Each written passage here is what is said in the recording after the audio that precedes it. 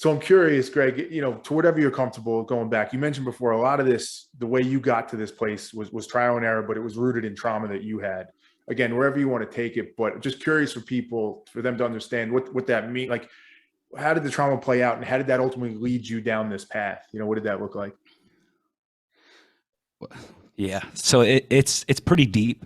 Okay. It once it starts, it hasn't stopped.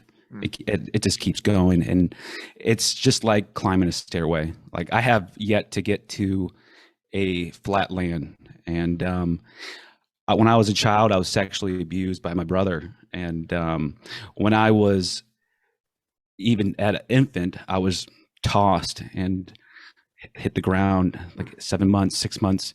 My shoulder was broken, and grew up with an alcoholic father. Grew up with a very, very Catholic mother, where if you needed guidance, you would get it in a biblical way. Mm. And I'm the youngest of seven, and everybody kind of just went for their own way just to get away. And here I am, just at the very bottom, trying to figure myself out. And I I lost control of my own self. I mean, I've done it all. I mean, I've had over 37 speeding tickets. Just it's a cry for help. DUI. My best friend that used to live up the street committed suicide because he was lost in his own thing, and I knew that guy for 17 years. I felt like I could have done something if he would have called me, but he didn't. And when I found out he did, when I was working, should have answered it, but it's all right, because he took his life because we thought that was what he needed to do, and I disagreed. And then it keeps going. I was in every relationship I was in, I just kept getting cheated on and screwed over because it came down to me.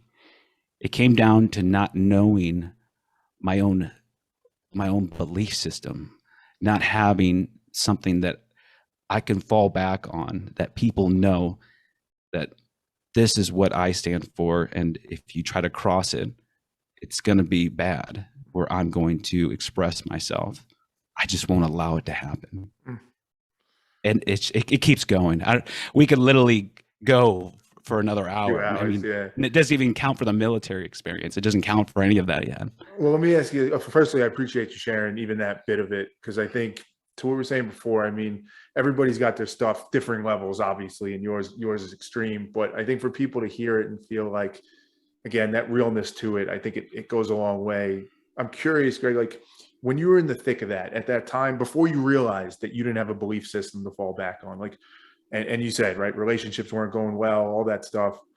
What was the narrative in your head? Like, what were you telling yourself? Like, what was it that like you just had to figure out a way and find a way to fit in? Was it you weren't thinking at all and you were just kind of going along with life? Like, what was the story in your head at that time before you started to kind of hit some realization?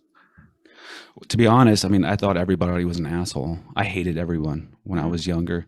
I thought the whole world was just ha- had the wrong mindset, where people just wanted to take and never give. Mm. I mean, I wore my heart on my sleeve everywhere I went, because that's what good thing my mom gave me and taught me how to do.